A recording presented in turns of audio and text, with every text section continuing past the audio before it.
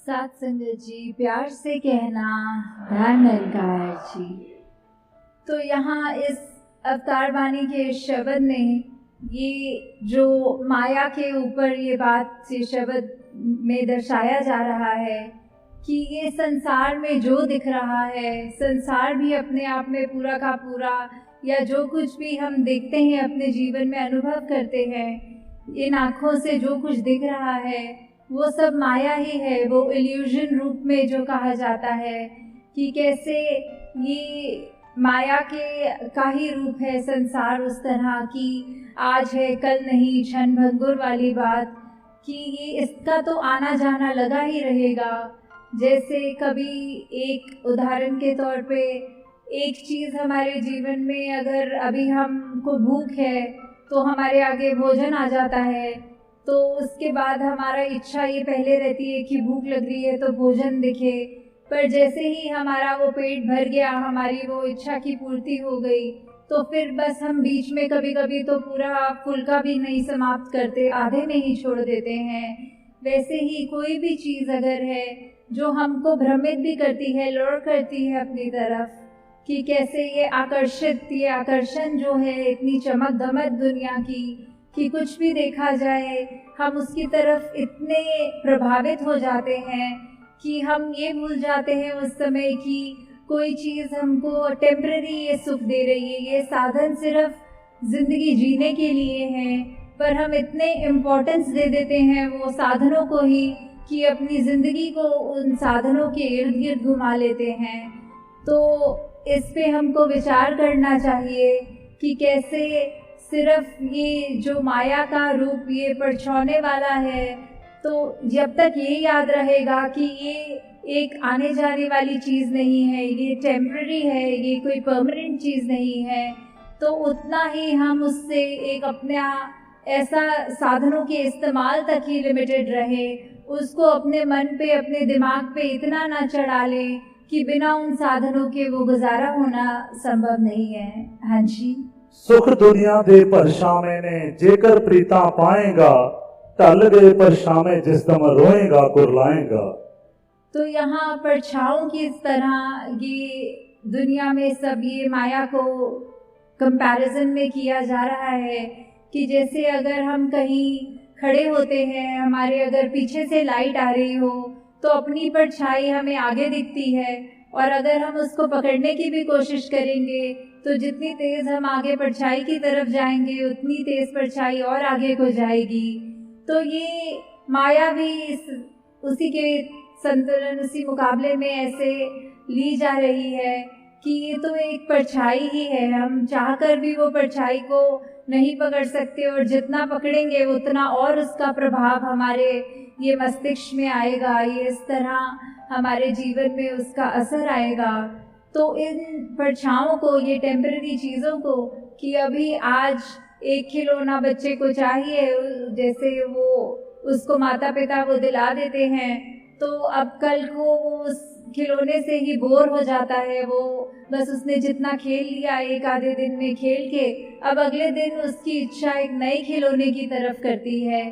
तो वैसे ही हमारे साथ भी होता है कि जितनी भी ये परछाई रूप है, ये माया है, ये जो सिर्फ दिखाने के लिए है सामग्री, वो हम उसको निरंकार से ज़्यादा जुड़े, ना कि वो सामग्री से। हाँ जी। जो कुछ अखी नजरी आउंदा आवन जावन वाला है, अकलों अन्ना मूर्ख बंदा जो इसदा मत वाला है। तो अब यहाँ कहा जा रहा है कि कैसे एक जो माया में पूरा दिन अपना व्यतीत कर रहा है, माया को ही सब कुछ मान रहा है, और ऐसे वो क्लेम करता है कि उसको ये सब चीज़ें अच्छी अच्छी दिख रही हैं,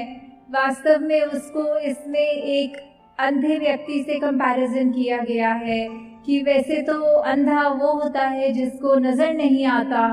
पर यहाँ आंखें होते हुए भी क्या चीज़ देखनी है, क्या चीज़ इम्पोर्टेंट है, उसको तो नहीं देख रहा, वहाँ आंखें बंद हैं, और जिन चीज़ों की कोई ऐसी अहमियत नहीं है, जो हमेशा कायम दायम रहने वाली चीज़ नहीं है, ये माया, उसको ही लेकर उसी के पीछे उसी को ही पकड़ के इस तरह बैठ गया। तो फिर इसीलिए उसको ये कहा जा रहा है कि ये बिल्कुल एक उस तरह है कि चीज़ होकर भी अगर आंख बंद कर लें तो फिर वो अंधे की तरह ही यहाँ पे तुलना हो रही है। हाँ जी। चलदे नाल प्रीतां ला के आखिर रोना पैंदा है, हथ पल्ले नहीं पैंदा कुछ भी, सब कुछ खोना पैंदा है। तो अगर पूरी जिंदगी ही ऐसे व्यतीत हो जा रही है और बिल्कुल अंत समय में जब ये एहसास होता है कि कैसे यहाँ पे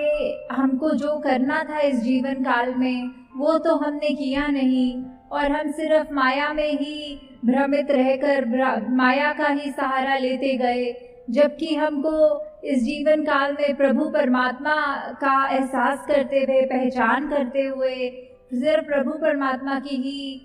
एक लगन में जहाँ रहना था वहाँ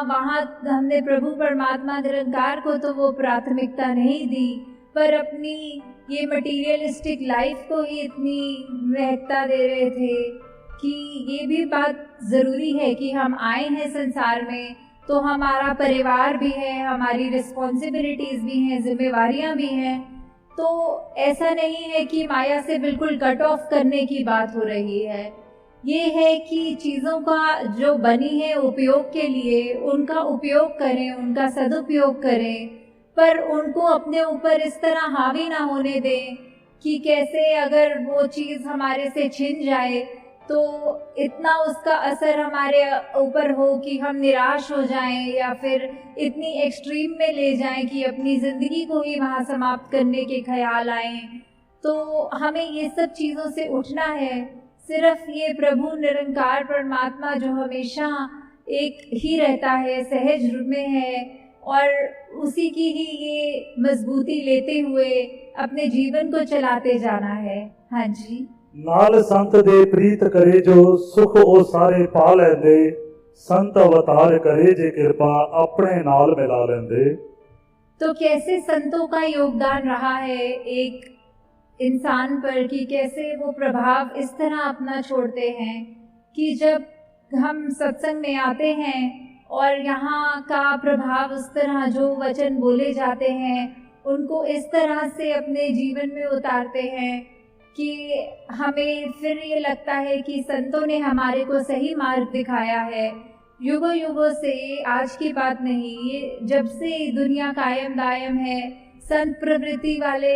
सभी ने यही शिक्षा दी है, वही मार्ग बताया है कि कैसे हमें अपने आप को फोकस रखते हुए ठीक डायरेक्शन पे एक जो रास्ता है वो सही चुनाव करना है। हमें कैसे सिर्फ अच्छाइयों को ही देखना है, किसी के अंदर खामी नहीं देखनी। कोई भी वस्तु, इंसान तक ये माया का रूप है तो उसके अंदर भी हमें कुछ बुराई को नहीं देखते हुए या उसकी अच्छाई या बुराई से इतने प्रभावित नहीं होते हुए कि हम अपना फोकस होके सिर्फ उसी पे टिप्पणी करते रहें या उसी के बारे उस तरह मन में सोचते रहें।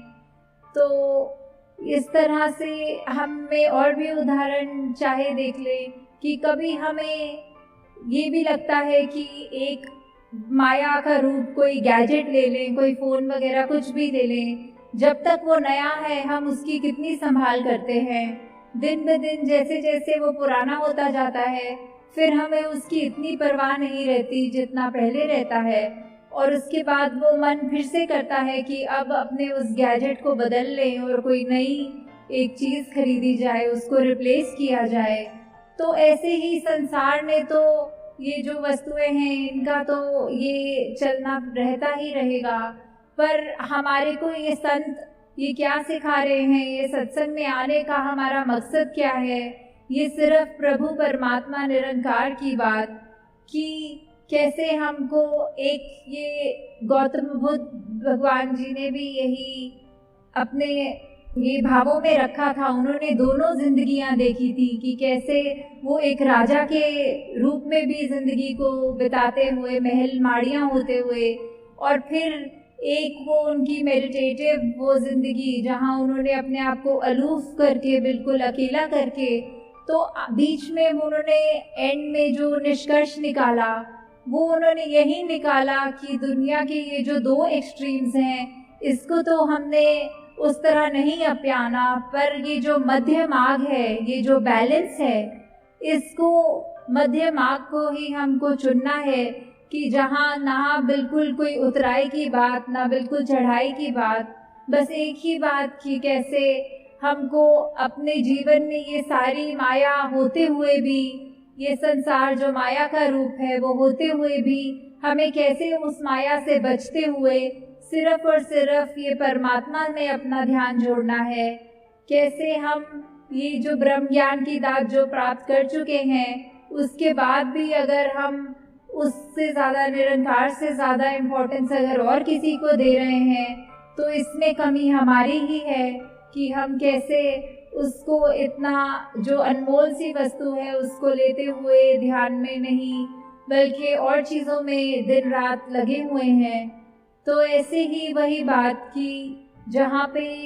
हमें एक जैसा नहीं अपना जीवन को सहज भी बनाना है, हमें उतार चढ़ाव कैसे भी हो, कोई भी हमें किसी भी भ्रम में डाल दे। कभी कभी माया तो इतने सूक्ष्म रूप में भी आती है कि हमने चाहे किसी को उस तरह से देखा नहीं हो, पर कोई अन्य व्यक्ति कह देता है कि पता है वो फलाने बंदे ने आपके बारे में ऐसा कुछ कह दिया है, तो हम वहीं पर उस व्यक्ति के लिए मन में ऐसी ओपिनियन बना लेते हैं। तो उस समय वो छोटी सी चीज़ भी जो कि पता नहीं सचमुच उस व्यक्ति ने कही भी है हमारे लिए कि नहीं कही, फिर भी वो ओपिनियन बनाकर हमारे को उस समय वो उस तरह भी भ्रमित किया जा रहा है। तो बस यही बात कि अंत में कि ये जो डिटैच्ड अटैचमेंट वाली बात होती है कि हमें ये जीवन मिला है, ये सारे सुख समृद्धि मिलती है, ये हमारे लिए वस्तुएं भी हैं हमारे आराम के लिए, उनका उस तरह इस्तेमाल करें कि जब तक हमारे पास वो चीज़ें हैं वो शुक्राना करें। और अगर कुछ हमें दिख रहा है कि किसी और के पास है हमारे पास नहीं, उसमें भी शुक्राना ही करें कि चलो जितना दिया निरंकार ने हमें उतना हमारे लिए अच्छा है। और उन चीज़ों का ऐसा प्रभाव भी ना पड़ने दें कि कभी अगर वो चीज़ हमारे पास थी और अब आज की डेट में नहीं है तो इतना उससे हम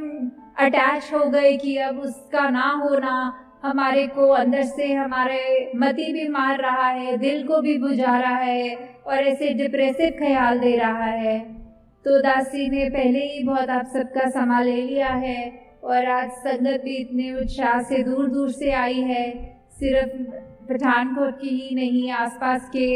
जम्मू के भी और भी इलाके जितने भी आसपास हैं। तो ये जो उत्साह है आप सबका सेवा के प्रति, सिमरन के प्रति, सत्संग के प्रति, ये बढ़ता चला जाए। और जिस तरह अभी भी महापुरुष जिक्र कर रहे थे कि आज जहाँ हम सत्संग कर रहे हैं वो जंगल के रूप में ये एरिया था और किस तरह आप संतों की सेवा लगकर ही ये इस रूप में हमको हो सका पॉसिबल कि यहाँ अब ये विशाल प्रांगण के अंदर आप सब आराम से बैठ रहे हैं। तो दासी और समाना लेते हुए इन्हीं शब्दों से आपसे आज्ञा चाहेगी और यही अंत में फिर से गुजारिश कि जब हम अगर सत्संग में हैं तो सत्संग को प्लीज़ सत्संग की तरह ही लें। वो कोई मेला नहीं है, वो कोई